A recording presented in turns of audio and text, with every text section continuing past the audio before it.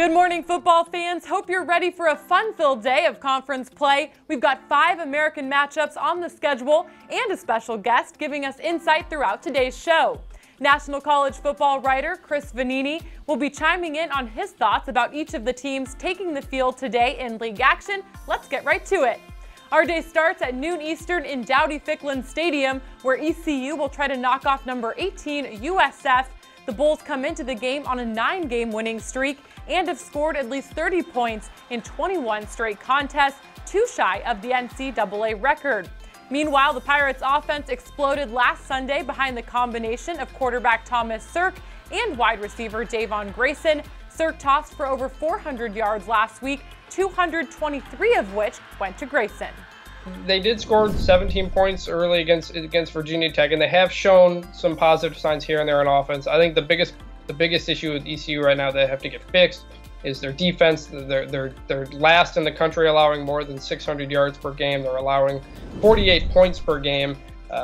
Scotty Montgomery has already made a change of defensive coordinator to try to fix that. But if ECU is going to get on the right track, it's going to have to start with that defense first. That offensive duo of Sirk and Grayson will try to navigate around a Bulls defense that has been stout under head coach Charlie Strong. USF's 12 interceptions and 14 turnovers both lead the country, while the Bulls check in at 13 in total defense. It started with the takeaways. They've had at least 2 interceptions in every game this year. They had 6 takeaways against Temple. So, when you're stopping teams short, that helps everything. And USF's defense this year has started with their ability to force turnovers and put their offense in good field position. ECU and USF will kick at noon Eastern on CBS Sports Network. Also starting off the day will be a rematch of the 2015 American Football Championship when Temple hosts Houston. There are plenty of new faces on the field from that last meeting, including on the sidelines where 2 of the Americans' 5 new head coaches square off in Temple's Jeff Collins and Houston's Major Applewhite. Both teams will be seeking more offensive success on Saturday. Temple struggled in last week's loss at USF when it came to turnovers, an area they will need to improve upon, going up against Ed Oliver and the Houston defense.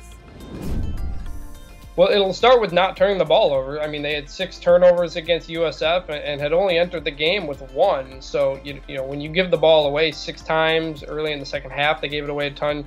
It's hard to do anything when you do that. So the first thing that they'll have to do against Houston is start to take care of the ball.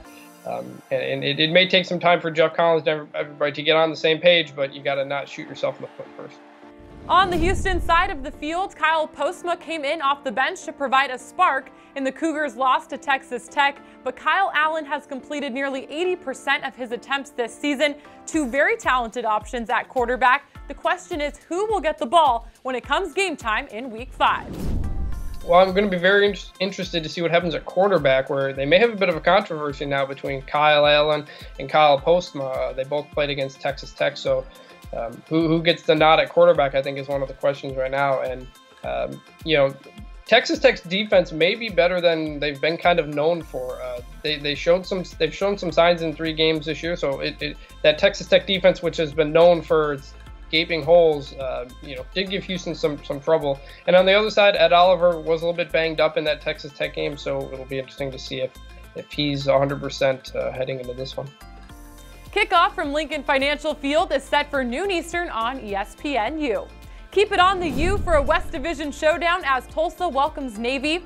This game was one of the most exciting in the American last season, with the Midshipmen prevailing 42-40, helping secure the West Division title. Since joining the American, Navy is 16-2 in conference regular season games, and that's in large part due to executing one of the most difficult offenses in the country to defend to a T. Zach Abey will direct Navy's triple option and leads the American, rushing for nearly 160 yards per game.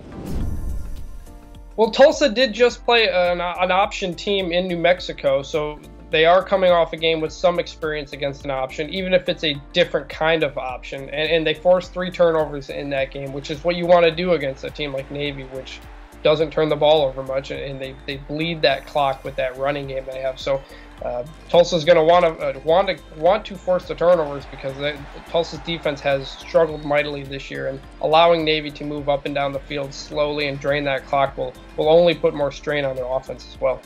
While the defense will have their hands full, Tulsa's spread offense is looking to get back on track after putting up over 50 points a game in 2 separate occasions this year, and then only 13 last week against New Mexico. A win would snap a 2-game losing streak that saw back-to-back heartbreakers on game-ending field goals the past 2 weeks. You know, last year they were the first team in FBS history with a 3,000-yard passer, 2 1,000-yard rushers, and 2 1,000-yard receivers, which was a remarkable job. But coming into this year, only one of those players came back of those 5, and that's running back D'Angelo Brewer, who leads the country in carries. It's very clear that the offense is trying to lean on him right now. Quarterback Chad President has struggled at times this year, only has 1 touchdown pass. So they're still trying to figure things out on offensively where guys fit, because right now it's Brewer and trying to figure out who can work with him. Navy and Tulsa will kick off at 3:30 Eastern, 2:30 Central.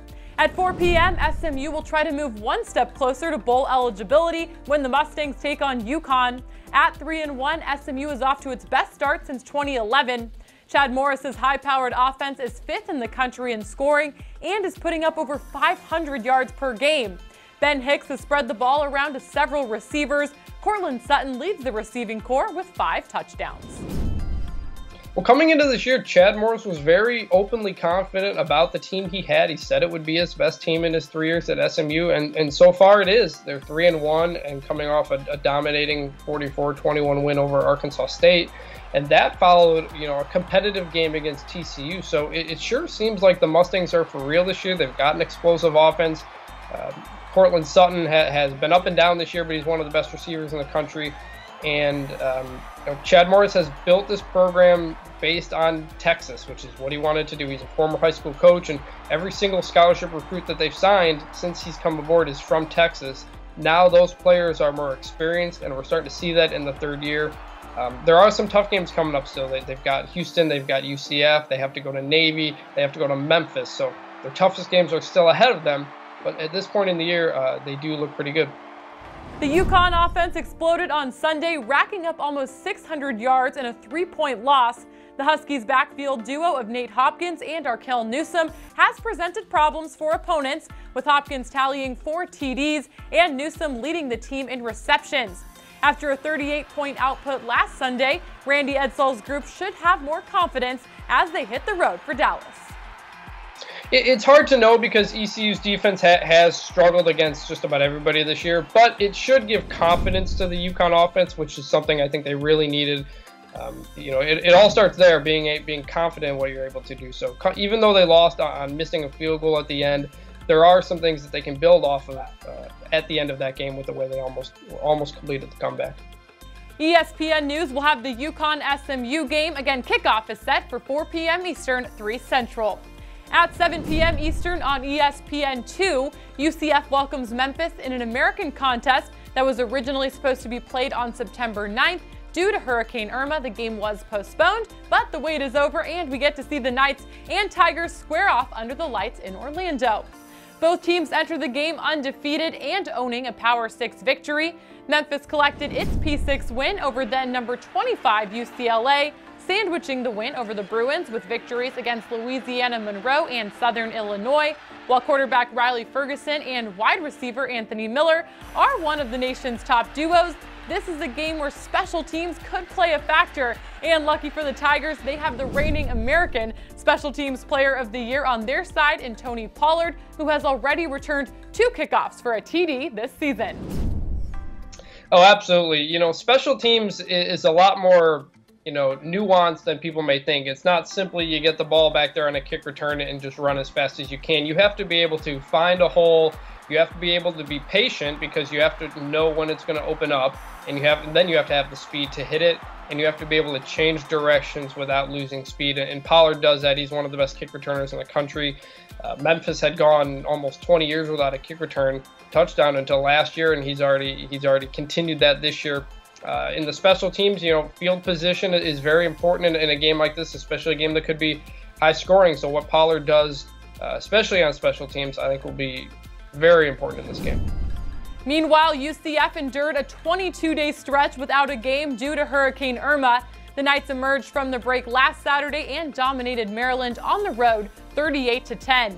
In the win over the Terps, quarterback Mackenzie Milton threw for 178 yards and a touchdown while adding a game-high 94 on the ground. Yeah, well, I think it starts with quarterback Mackenzie Milton, who has really taken a step forward in his second year. He was thrust into the starting job last year as a true freshman due to some injuries and had his ups and downs as a freshman. But Scott Frost came into the year wanting to see Milton make the easy throws consistently. But what he's done is has shown an ability to make a lot more explosive plays this year.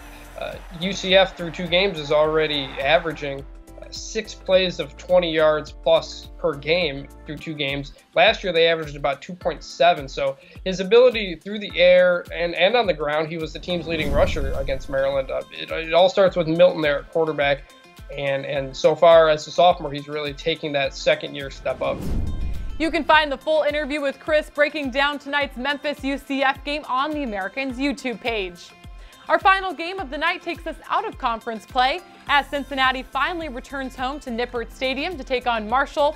The Bearcats played 3 straight on the road, going 1-2. Hayden Moore has started to find his stride at the quarterback position, throwing for almost 900 yards in 4 games. Cincinnati's offense set season highs in nearly every offensive category in last week's loss at Navy, including over 400 yards of total offense.